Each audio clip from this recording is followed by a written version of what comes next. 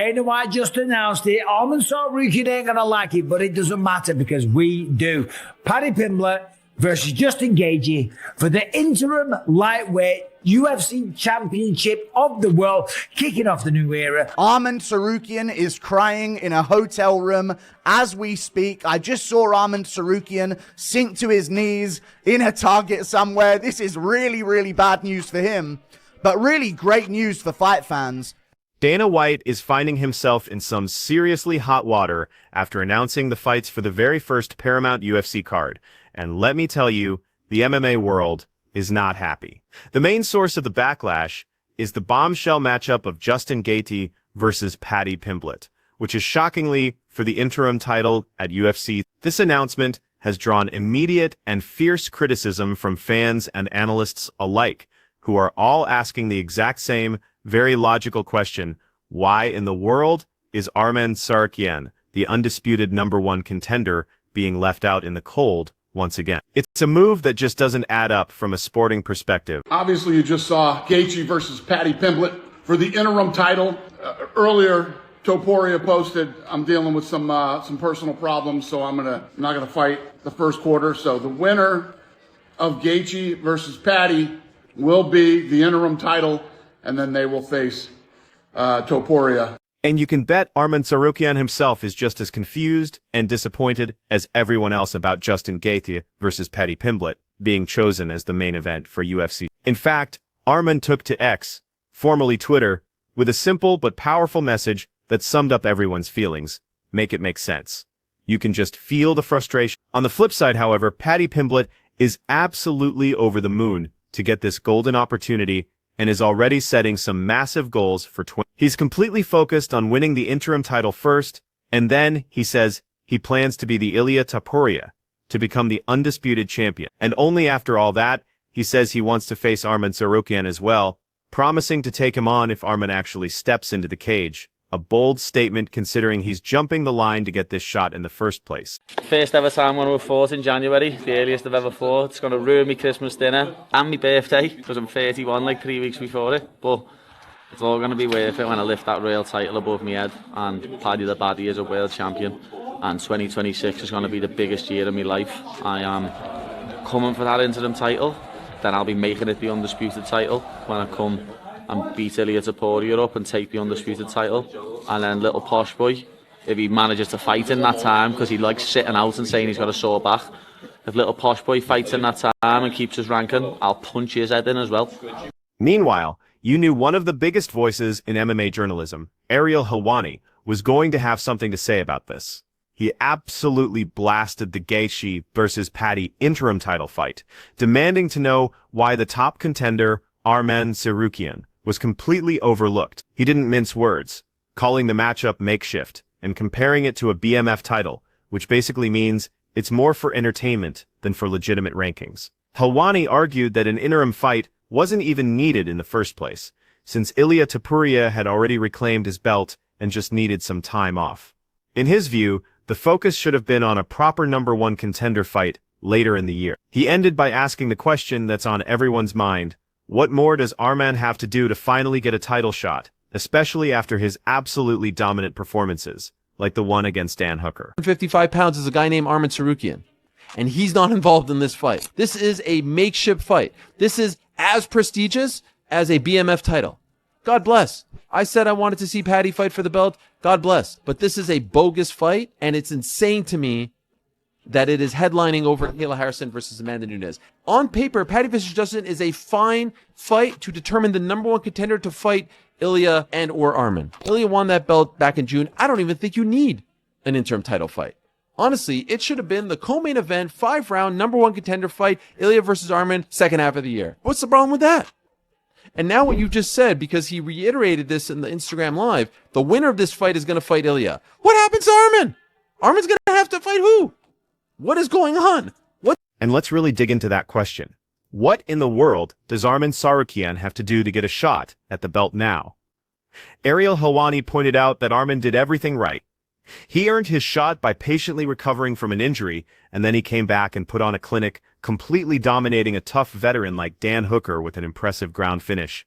Despite proving his worth beyond any doubt, he's now left in total limbo, not even guaranteed to be next in line. Helwani went on to criticize the decision to put Justin and Paddy in the interim title fight and have the winner face Ilia, calling the entire scenario insane. He said it's genuinely shocking that a fight like this, which ignores the clear contender, is headlining a major card. Patiently, he went out there, he steamrolled right through Dan Hooker, he did exactly what he had to do, he did what Khamzat and Islam did not do, he finished his opponent on the ground in dominant, impressive fashion, and now what is he? Now he's just floating in the wind. And he's not even next, apparently. Now, of course, everything can change. Nothing really means anything. They make up the rules as they go along. But to put Justin and Paddy in the interim title slot and then have the winner of that fight Ilia is insane to me. And worse than that, because we have seen interim title fights that have felt a little fugazi. I cannot believe that they are headline. Signing off on this card with that particular fight has drawn even more criticism from other experts. Eric Jackman called the Gaethje versus Pimblett interim title fight one of the most meaningless in recent memory, putting it on the same level as the infamous Cyril Gane versus Derek Lewis interim bout. He then added a crucial point, saying that this situation is actually much worse because Arman Tsarukyan is so clearly and undeniably ahead of both fighters in the rankings and on merit. To quote him directly, Jackman said, Gaethje and Pimblett are fighting for one of the most insignificant interim titles. This is Gane-Lewis levels, made much worse by the fact that Arman is so clearly ahead of both. On that same note, Eric Thomas also slammed the UFC's matchmaking, agreeing that the fans' angry reactions are completely justified. He believes that decisions like this, which prioritize short-term profit over matchups that genuinely determine the best fighter, gradually weaken the entire product over time. You are going to hollow out your product doing shit like this long enough. It's not just that you're not meeting expectations. You're just not. The fight business has always been one of manipulation. The fight business has always been one of the promoters massaging stuff to get what they want. It's a part and parcel of what they do. This is hardly some new practice, right? But it feels like there are moments in time where you can't really f around with that. And that's kind of what we're getting here. We're getting a lot of that. We're getting fights where there's obvious ways to go a different direction and they just don't go that direction, clearly because they've got some other aim in terms of how they want to generate revenue. They're just extracting wealth out of the bout rather than matchmaking for a real clear sense of who's the best. But let's switch gears for a moment, because on the other hand, Justin Gaethje is quite excited to get what could be another and perhaps final chance to become a champion before he thinks about retiring. He reacted to his fight announcement by showing his appreciation for the chance to kick off a brand new partnership between the UFC and Paramount Plus. He seems incredibly confident heading into his interim title battle against Paddy Pimblett and is laser-focused on delivering another one of his signature unforgettable performances for the fans. In his mind, this is a massive opportunity to prove yet again that he belongs among the most thrilling and elite fighters of this entire era. Justin Gaethje himself said, "What a ride it is. So thankful for the opportunity to start off this new partnership with the UFC and Paramount Plus. Perfect dance partner for another unforgettable night to prove once again. I'm one of the best and most exciting fighters of this era. I'll be ready to go." Now, all of this drama really started when the champion Ilia Topuria decided he wouldn't be fighting in January. Ilia was originally scheduled to fight on that first Paramount card, but he revealed he won't be able to defend his belt in the first quarter due to some serious personal issues, explaining that he's dealing with a divorce and hasn't seen his daughter for some time. Naturally, Ilia plans to resolve these personal matters first, before he can return fully focused to defend his title. Topuria said, "I won't be fighting in the first quarter of next year. I want to focus on my children and resolve the situation as soon as possible. I don't want to hold up the division. The UFC will make the matchups needed." Showing a ton of class, Max Holloway responded to Ilia's tweet with nothing but support for his tough situation, mentioning that he knows firsthand how incredibly hard it is to fight while caring for your family and kids, and wished Ilia well. Ilia Topuria then thanked Max for his concern and kindness. Commenting on this, Michael Bisping admitted that Ilia is going through a very difficult time outside the octagon, and he said that such personal challenges are incredibly distracting and make it almost impossible to properly focus on training for a world title fight, wishing Ilia nothing but the best. Through a divorce right now, so of course that's a tough time for anybody, and it is very, very distracting. You can't focus on a fight in a training camp, certainly an opponent, when you're going through a divorce. So I'm certainly not going to talk about that any more than what I have done there. Ilia, we wish you nothing but the best. However, not everyone is taking the situation at face value.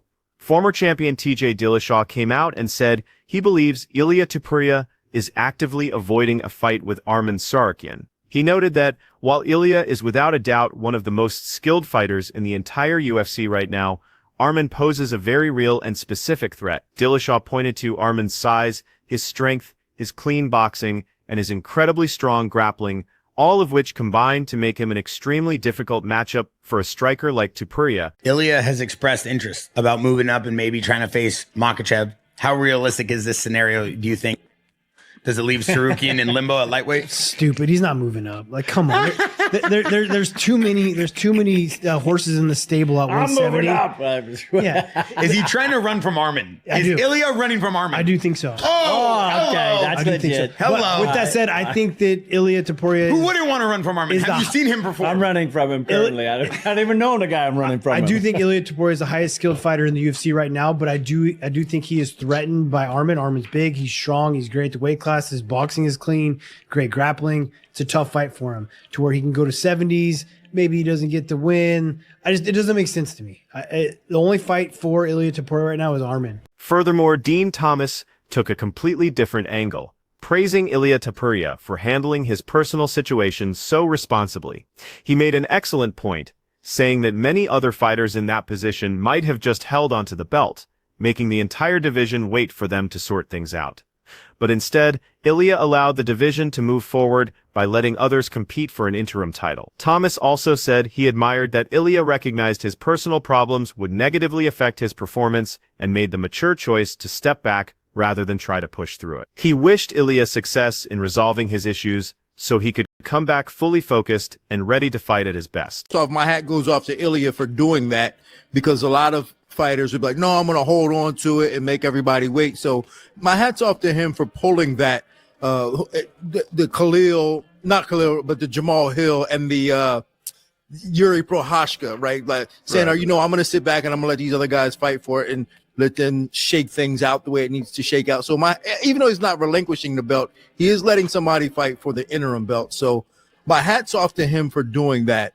And when you have personal problems, you're not going to be able to fight well. And he understands that. So hats off to him for also recognizing that and not just trying to push through, because typically we'd be like, oh man, he should be fighting anyway. But the fact that he's recognizing that he's not going to be able to give us his best work and he needs to sit out for a while, hopefully things get better for him. And I'm wishing him all the luck and success in getting those things behind him so he can come back and fight. And this is where it gets really interesting, because Dean Thomas said this entire situation highlights the new direction Paramount is taking with the UFC, which seems to be focusing on fighters who will entertain the fans above all else. He explained that this puts an incredibly unfair burden on the fighters, who now not only have to win, but also have to take huge risks and cause a lot of damage just to please the audience. He specifically noted that grappling-oriented, technically brilliant fighters like Armen Tsarukyan may not get the same fan attention as wild, brawling fan favorites like Justin Gaethje, even though Arman would likely take an interim title fight in a heartbeat. Well, I know someone who's not happy, and I'm sure that's Arman Tsarukyan, right? I'm sure he believes he deserves to be in this fight, and he was saying even after the win, like, didn't take any damage. If they want me to fight in January, that's when he's being asked about Ilia, but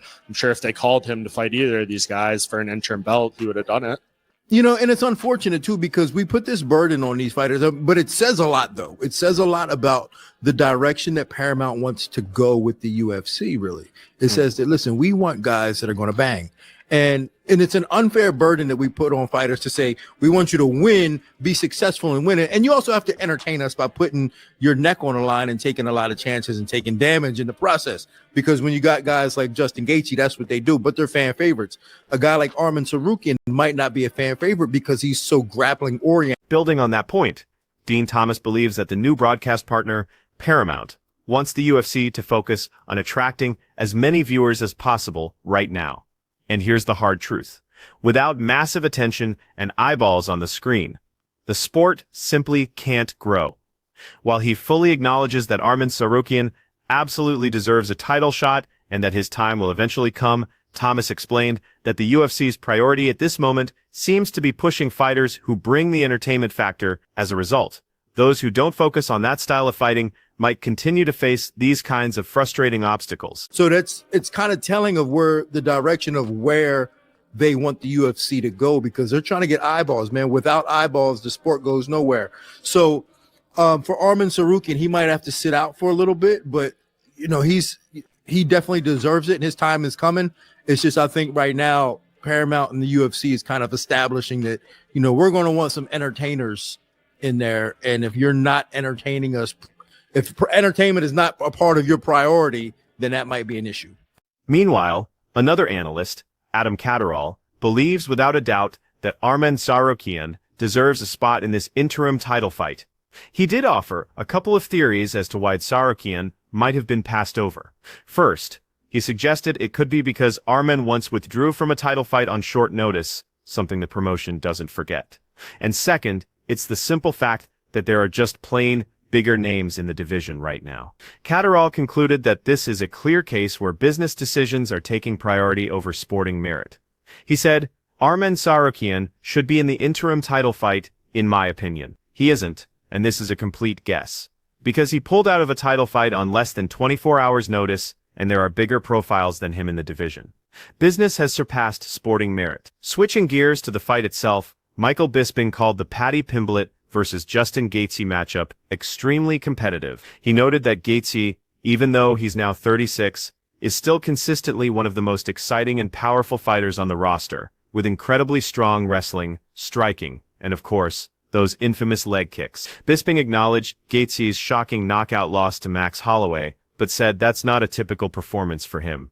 He also gave a lot of praise to Paddy Pimblett, highlighting his dominant win over Michael Chandler and his undefeated UFC record, calling him a very real threat in this fight. But this is a very, very tough competitive matchup. Now, Justin Gaethje is no spring chicken. I think he's 36 years old. But you know what you're going to get with Justin Gaethje. Yes, of course, against Max Holloway at UFC 300, he got knocked out. He got embarrassed. He got face planted. I'll tell you what, it was a shocking scene, okay? But that's not normally what happens with Justin Gaethje. He is one of the most exciting fighters. They do call him the human highlight reel for a reason. He's got great wrestling, but the boxing, the striking, the leg kicks, the punch power that he has. I'm telling you, this man is no joke. And neither is Paddy Pimblett, right? We saw last time against Michael Chandler, he is the real deal. He absolutely smoked him. He's undefeated in the UFC, put a beating. Looking deeper into the matchup, Michael Bisping thinks this fight represents Justin Gaethje's final best opportunity at a really big win.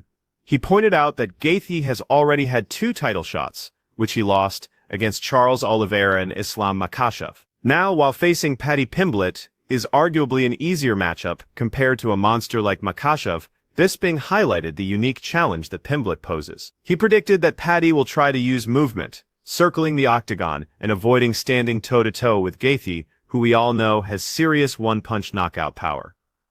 But he warned everyone not to underestimate Pimblett's own skills, calling it a phenomenal fight overall. And for Justin Gaethje, this is the final go. This is the final crack of the whip. The man's had 2 title fights in the past, Charles Oliveira to Khabib Nurmagomedov, and now he gets to go up against Paddy Pimblett. Now, talking about the matchup, of course, it is an easier fight for Justin than what it is against Khabib Nurmagomedov, one of the greatest of all time. Islam Makhachev, the current pound for pound, and according to many people, a man that is surpassing Khabib Nurmagomedov, right? So in that regard, it is an easier matchup. Will Paddy be able to take him down? Will he dance around the octagon? Yes, he will. Will he try and replicate the game plan of Max Holloway? Of course he will. Who wouldn't try and do that? You aren't going to stand and go toe-to-toe with Justin Gaethje because the man does have knockout power. But underestimate Paddy at your peril. That's all I'll say about that one, but that is a phenomenal fight.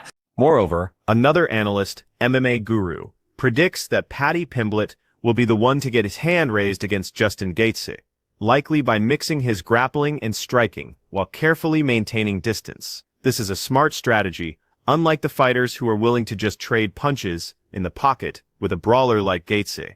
He also noted the reality that Gaethje is getting closer to the end of his career, which could be a factor. The guru also expressed a lot of sympathy for Arman Tsarukyan, who is the real victim in all of this and may now have to fight someone else just to tread water. He suggested that perhaps some scheduling choices might explain the UFC's decision, though it absolutely leaves Arman in a really tough and unfair spot. Pimblett's beating him. Mixing up the grappling and the striking, staying at range, not being in the pocket with him like a Chandler would be, like a Fiziev would be. I reckon Pimblett's going to beat him. Gaethje coming towards the tail end of his career. I just want to mention now, Armen Tsarukyan is... this is tough for Armen. Okay, he's probably going to have to fight someone else. He said he would be on this card. I don't know if they then called him and he said, no, I can't be on that card, and that's why they've done this. If that's what comes out from this, I guess it could be a bit more understandable, because otherwise it would have been Nunes Harrison to main event, and we just can't. Looking at the fight from a different angle, MMA Guru called the Gaethje versus Pimblett matchup absolutely insane, and said it's a huge fight with a ton of hype behind it. He joked about how Paddy Pimblett magically rose all the way to number 5 in the rankings, calling it Scouse magic, a nod to Paddy's Liverpool roots, and noted that this mysterious leap is what earned him this massive interim title shot. As an Englishman himself, he admitted he's excited for Pimblett, but also pointed out the cold, hard politics of the situation. Gaethje had essentially demanded a title shot or threatened to retire, and in the end, the UFC caved and gave him exactly what he wanted. This is insane.